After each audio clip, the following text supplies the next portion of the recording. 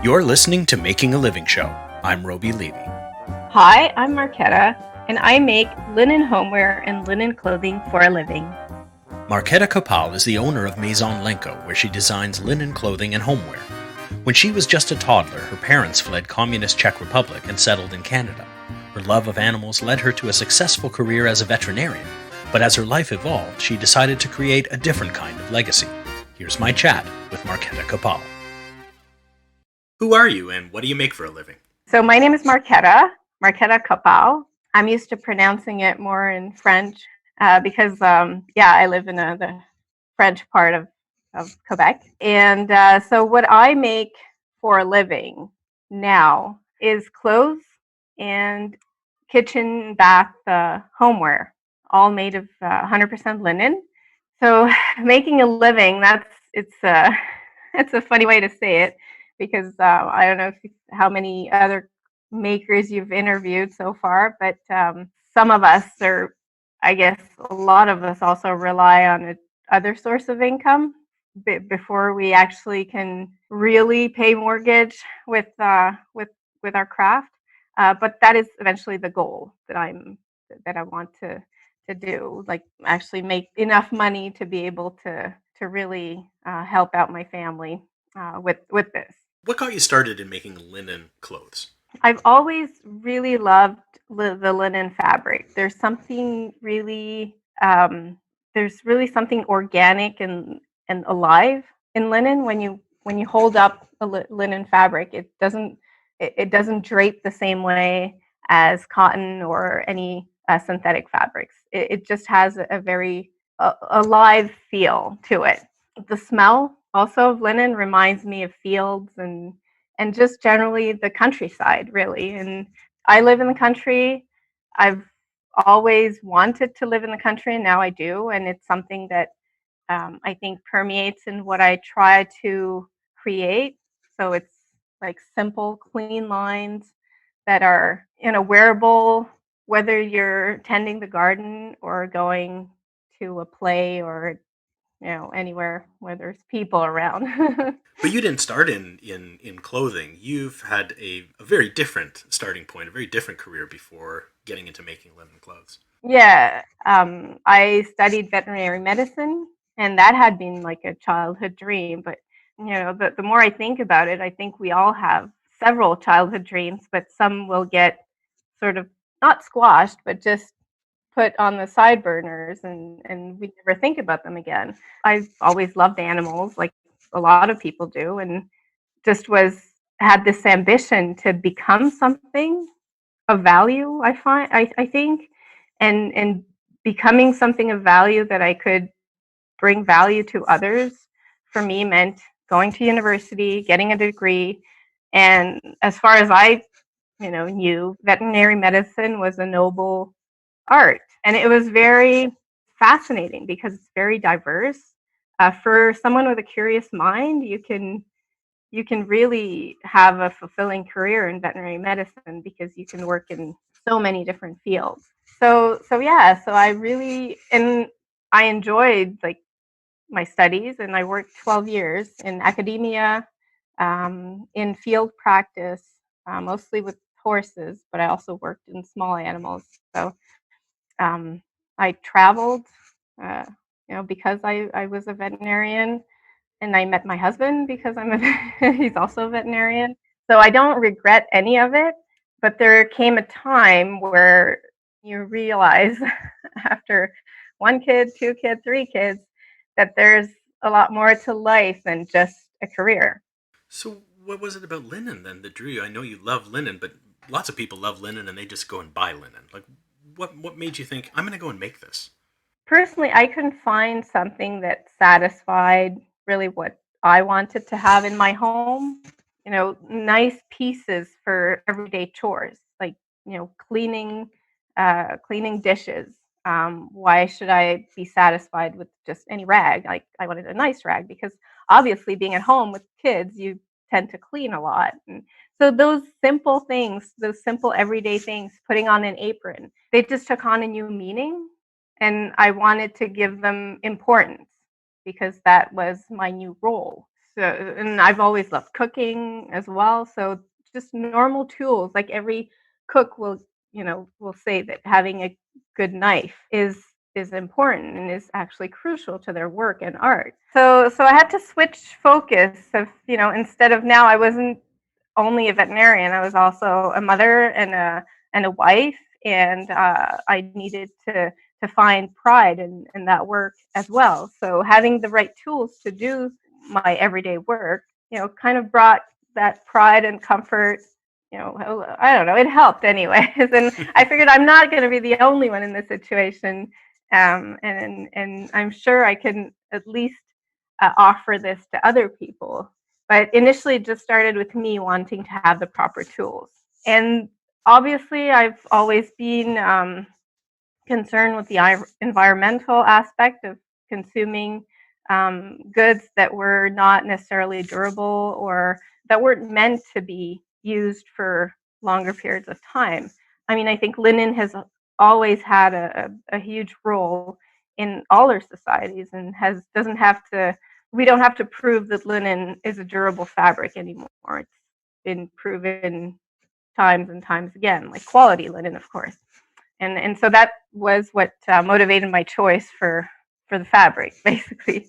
It's a pretty big jump to go from being a successful veterinarian to selling linen for a living. How did you even know? Did you know how to make them already? Like, had you been taught? Well, I figured that I actually taught myself how to sew mostly, and by then, obviously, YouTube tutorials were all the rage, so you could pretty much find anything. And honestly, I mean, between sewing up live tissue on a moving horse versus sewing fabric that does not move and just, can wait till the next day to be sewn A lot is less not that pressure. big of a jump, honestly. Right. But there are like techniques, sewing techniques and pattern making and that sort of things that I did learn, but I also found mostly seamstresses to help me, like with the first prototypes and the first patterns that we make, and even like drawing a design was for me was unheard of. I drawn sketches when I was a child, but never as an adult had I, drawn anything more than a prescription, Right. really.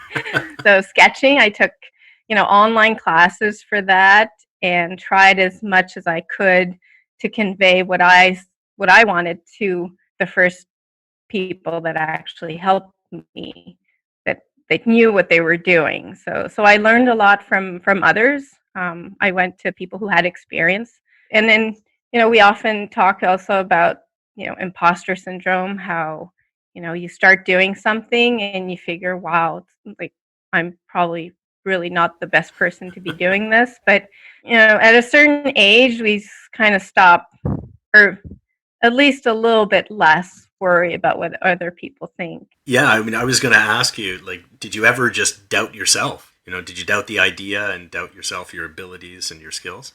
Every single minute of every single day. I mean, we doubt what we do or the decisions we make all the time. I mean, nobody knows really what we're doing here and why we're doing it. So I feel that it felt good to try to make something. And when I first starting to go to shows with my stuff and started to actually interact with people who touched the products and used them, that's when I started to actually believe that I made a bigger difference this way than heading out in the middle of the night to see a colicky horse. Like I felt like I had a bigger impact Right. that way. Well, and so what is your ultimate hope and dream with this? What are you hoping to achieve? I don't know. I've always wanted to inspire others to try something that initially doesn't feel comfortable, or so I think it's more to set an example of a balanced life that fits my values. I mean, and it'll be different for everyone, but to actually look at what your values are and then build your life around that instead of trying, like, we did when we first started out, like working as veterinarians. We had, our, and it's normal when you start out, you need to work a lot, and I'm not against that. That not at all. Like I really think that people should pay their dues when they, when they start out and get that experience in life.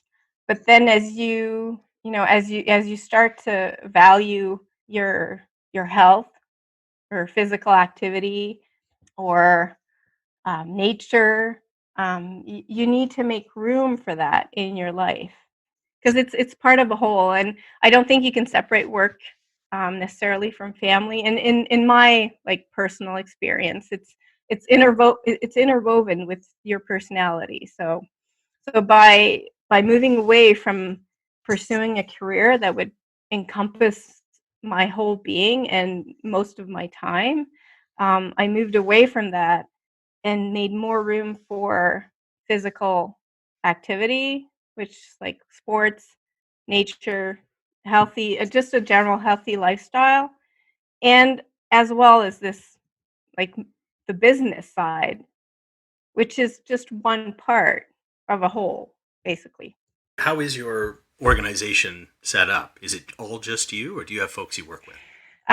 Yeah, so I have a seamstress that used to come in for a few days a week. So I'd handle most of the design process in with the like she'd help me out with pattern making and such. So I'd work the design, the marketing area, and every like the shows and all that. And then most of the sewing, after I had initially done the sewing at the beginning, I left out like more of the sewing to a seamstress that had like 30 years experience. So we were able to make more, in less time and actually prepare for bigger shows that way. So that was how I used to be set up, and obviously things have changed quite drastically for a lot of people in the past few weeks. And so I'm sort of reorganizing how things might look um, for the next because uh, a business like mine, who isn't like I don't have rent to pay. My studio is actually in my garage. We used to be in a room in our house.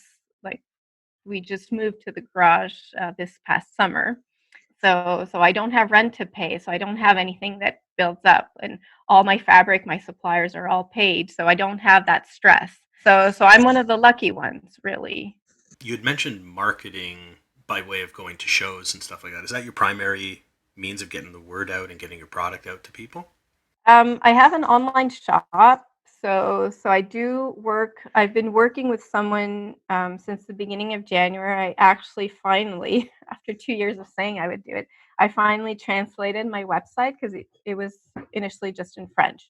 I've also done work as a translator on the side for more veterinary professionals. So I can translate my own stuff, but doing it for my business was a really, yeah, you know It's a how it goes. challenge. Like it's a challenge doing it for yourself. So I rely heavily on social media to get like my message out, and that is like a constant learning process for marketers. I think that or for business owners who wear several hats in a business. So you have to post, you have to be relevant, and the aspect I find most difficult in marketing is the fact that I want to sell something that embodies a non-consumerist lifestyle, and it's so contradictory, but it still needs the message. So how to convey that message is really challenging for me. So I don't want to be the obnoxious seller or the the person that tries to force you into buying something that you don't need. So I'm struggling a bit with that. I would say that would be my biggest challenge. I think a lot of artists and artisans run into that problem about how to sell. They're Mm, they're good at making what they make, mm, but the flip side is if you want to do it ongoing, if you want to grow that side of your business, you're going to have to sell. Mm-hmm. So what have you found has been really successful for you? What's the best way you found Mm-hmm. of getting in front of people and having them understand what you're selling? I think I've had most success person to person, like at craft fairs and shows. And I know that's an important part because it's much easier for me to convey the message if, I embody my brand and I live the lifestyle that my brand is trying to portray. So it's much easier person to person to actually speak of a physical product and show the person how to wear it, how to tie it, how the light shines through the thin linen versus the heavier linen. Well, and I think that's an important point is that most artists, they're able to convey their passion in person because they're there and their piece is there or their product is there. Yes. And I think that makes it a lot easier for folks because they feel there's a lot less pressure and they're not talking to a mass audience. But that doesn't happen online. That doesn't happen on social media. No, and that's the best way to actually reach a larger audience or to actually get the message across. And also, I don't know why. I think it's a psychological barrier that a lot of us have to speak in front of a camera and to not want to annoy anyone with our so yeah, it's a big challenge, but I find like even a few videos that I've done have had relatively good success. I still have a rather small audience, but people that do follow me are really they keep following me. I feel like the people that do like the product really love the product, so they stay. So that's I think good, but at the same time now I have to deliver something, and I have that pressure that I have to continue bringing out new products, and again, without like I don't want to have like a seasonal collection every season, something new, something I want to. I've created more timeless pieces that can be worn season after season after season. So obviously, it's not. I can't come up with new stuff. Not that I don't want to, but it's just not part of the values that I want to convey. So We hear time and again that in the clothing industry, the disposable clothes that everyone's buying is a colossal problem that no one's spoken about for a long time, and it's now come to light. mm-hmm. So to have a brand that is based on buy once, use for a long time, care for it, Mm-hmm. and enjoy it for a very long time, I think is an important message, and it's something that probably should be driving a lot of what you say when you're talking to folks. Mm-hmm. What does a typical day look like for you? Typical week starts sort of with me cleaning out the workshops or the studio. So we work with linen, and I do most of the washing. Like I wash all the fabric, even if it's pre-washed. I do wash the fabric before we cut and sew, just to make sure it's really shrunk to its actual size, and that the clients have no surprises. So there's a lot of lint and stuff that comes from natural fabrics in general. So cleaning is like an integral part of every day, basically. So I also do quite a bit of. I try to prepare some content on social media, a little bit every day. I haven't started doing really batch working as I probably should. I'm more like all over the place. So when my seamstress is here, we typically work on several different pieces at a time. So we make small batches.